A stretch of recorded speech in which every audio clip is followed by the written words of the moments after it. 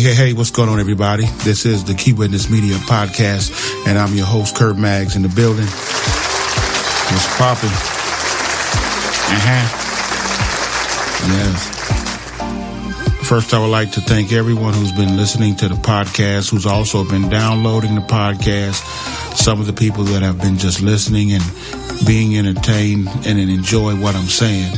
I definitely appreciate you. It has not been looked over. I respect everybody who takes the time to listen out of their life just to take I don't care if it's just the first 4 or 5 minutes. Definitely greatly appreciate it. So much love, much respect to you. Just want a quick hit on a couple of topics. First, I would like to, someone reached out to me about a month ago, and it was, I guess they seen, I had a couple of episodes speaking on autism, and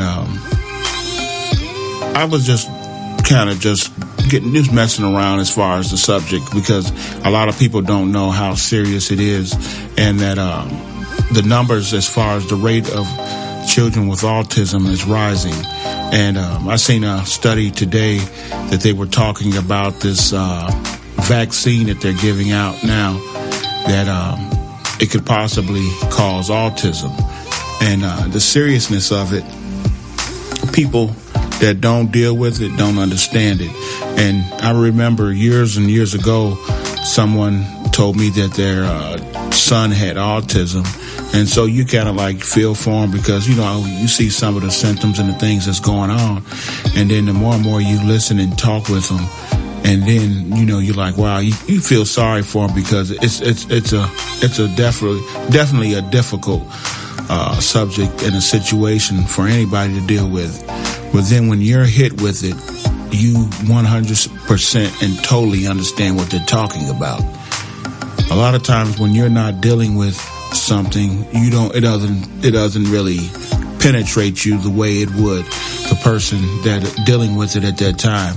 But my eyes are open, my ears are open, and I understand exactly what autism is, and dealing with it on a daily basis can be a lot.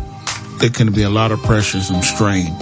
But you learn how to cope with it, and you can just only hope and pray that things turn out to be okay.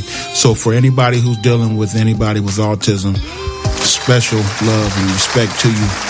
Prayers go out to you.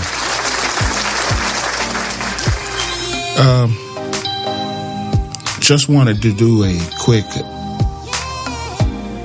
episode. We're going to talk about the recent passing of a few people who were monumental in the black community. Since we are in the month of February, and it's Black History Month, it seems as though we're losing some of our great people and some of our legends, and people who, you know, inspired not just me, but some millions of people. And first, I would like to send condolences and rest in peace to the one of the Supremes, one of the originals, Mary Wilson, who passed away. And anybody who knows who the Supremes is knew they were out of Detroit, and that the Motown, Berry Gordy. You know, you had Diana Ross and Florence Griffin, who became the Supremes. And these were, when you go back and really look at that, these were high school kids that were putting out all of these great hits and great records. Imagine that. Now you have people that are in their 20s, 30s, and 40s that think they're doing something. But back then you had high school kids. Well, even if you go back into the 80s and 90s, you know how hard it was to get a record deal, and at that time to be able to be heard on radio. Things are so much simpler now. You can make a song today, have it mixed and mastered, and perhaps have it on your digital music platforms within a couple days. But just rest in peace to Mary Wilson from the Supremes. Definitely left a legacy for all of us to remember, and you'll never be forgotten, and that name will live on forever. Now, in the sports world, we want to go ahead and acknowledge and rest in peace and condolences to the family of the boxer Leon Spinks. Many of us know Leon Spinks as one of the boxers who fought with Muhammad Ali. I believe that was back in the early 80s. He gave Muhammad Ali a shot when some people figured that, it wasn't going to happen. It happened, and we all know what the outcome was. Also, rest in peace to Muhammad Ali, who was, to me, one of the greatest fighters. And after that would be Mike Tyson, in my book, as far as heavyweight. So, rest in peace to Leon Spinks. Thank you for entertaining us. He was quite comical, but he was a good boxer. I don't think anybody should take that for granted. Leon Spinks was no chump. So if you wanted your clock cleaned, Leon Spinks had that punch that can give you that work. So shout out to him, respect to him. Your legacy will never be forgotten. We know that you had a brother, Michael Spinks, who was also a fighter. Man, I can remember when Michael Spinks fought Mike Tyson. And I remember the fight coming on. And I remember the fight going off within maybe a minute and a half. Yeah, it didn't last that long. But long live the boxer Leon Spinks. You'll never be forgotten. Also, we had Diane Durham, who was a gymnast from the city of Gary, Indiana. Yes. Diane Durham passed away this past week. I believe she was at the age of 52. She was very important when it was as far as being a black gymnast at that time. There wasn't many black gymnasts, especially from the urban areas. Now you have your Gabby Gifford. Somehow she got the name the Flying Squirrel, but we'll save that comment for a later date. But Diane Durham passed away. She was a gymnast from Gary. She was still working with other gymnasts and doing a lot of things. But in timely passing, we found out she died from a illness, and it was a short-time illness. It wasn't something that anything massive, but she just passed away. And man, sending condolences to her and her family. Definitely appreciate the mark that you left as far as in the gymnastics arena. You can also, anybody who wants to see any of these people, you can just go on YouTube and you can see the footage. That's one thing I love about YouTube and people that had video, that recorded things. You can actually go there and see the recordings with Mary Wilson, Leon Spinks, and Diane Durham. So much love and respect. She was one of our hometown heroes. So we'll always remember her as being one of the black gymnasts that really made a positive change and changed a lot of black gymnasts around the world. So, we just want to show how much to her. Last but not least, we're going to go to Douglas Miller. He was a gospel singer, writer, composer, musician who had a lot of big hits back in the 80s and the 90s. Some of his big hits was Joy of the Lord, which was one of my favorite because of the synths that he used, the gritty bass line. I mean, just straight funky bass line that he had in that song. The arrangement with the choir was great. The organ playing, the musicians on there was just killing it. I remember the first time I heard that song, I was like, man, who is that killing on the bass?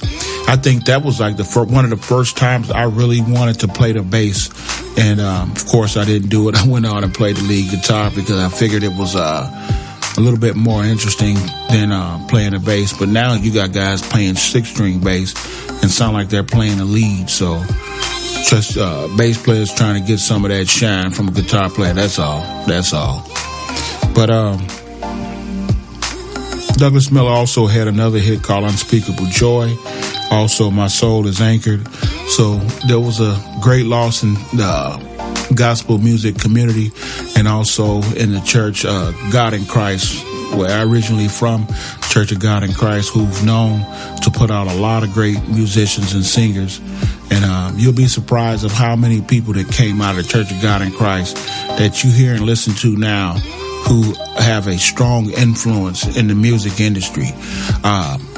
Quick note, a lot of people don't realize this, but Jay-Z grandfather came out of the Church of God in Christ. If I'm not mistaken, he was a bishop in the Church of God in Christ. And I'm gonna just leave it there. So we know that the Pentecostal churches have always been something that people that have actually crossed over usually know how to take that feel and that understanding of how the music's supposed to sound and how to rock with it. We were able to cross over. But rest in peace to Douglas Miller. Thank you for your compositions. Definitely appreciate it. You just listening to your records over and over. I still play The Joy of the Lord to this day because of the arrangement. Even when you listen to it today, you kind of understand. Was like, wow, this guy was definitely ahead of his time and definitely was experimenting with different sounds. And when there was a time where you really you couldn't do that. They did not want you playing keyboards and synthesizers and all that stuff in gospel music. I remember that being called the devil's music. Cut that junk out. I remember the song groups like the Winans, who had a jazz band backing them. They were like, no way. You bringing the devil's music into the church, and that's not allowed. But of course, if you listen to it now, you'd be like, wow, it was really tough back then. I remember, even as myself, I started crossing over into other genres and, listening to more jazz, soul and R&B, and you just listening to the music and the arrangements and the changes and what people were doing. It came a long way. I mean, you have to think about the founder of gospel music, Thomas Dorsey. He was playing, it was a blues. Some of the stuff was boogie woogie, bebop. And then to hear people talk about, I wonder what type of criticism and scrutiny did Thomas Dorsey deal with back then, because he was taking it from hymns and putting the piano to it and making it a whole different feel. So, it's always going to be some controversy. But now when you listen to gospel music, you don't know the difference between a gospel music song and the worldly song. And even when I think about it, there's some songs which I could never understand when a gospel music writer would take a Isley Brothers song and use it and put gospel lyrics to it. It never made no sense to me, because they both set two different moods. You have the Isley Brothers, who were basically had their music kind of grooved to a sexual nature, a high sexual nature at that. And then you got gospel lyrics, and then you trying to figure out when you're playing it, why you feeling certain kind of ways. But we're going to save that story for another day. But I just wanted to acknowledge all of these people who have played a big part in the black community and in the world. Their legacy will never be forgotten. Like I said, if you go to YouTube, punch up their names, you will see video footage and hear some of Douglas Miller's music. You'll see Leon Spinks boxing montages and things that he did in the ring, interviews and things like that. Of course, Mary Wilson, you can find her anywhere. You can go on any download streaming services and put in the Supremes, and everybody who already know who they are. So there's no questions about that. Diane Durham, the same thing. You can see gymnastic footage of her and her move as far as she trying to become an Olympic champion. So I'm going to go ahead and cut it off here. I want to thank everyone for listening and tuning in. Let's talk to you soon. Peace and God bless.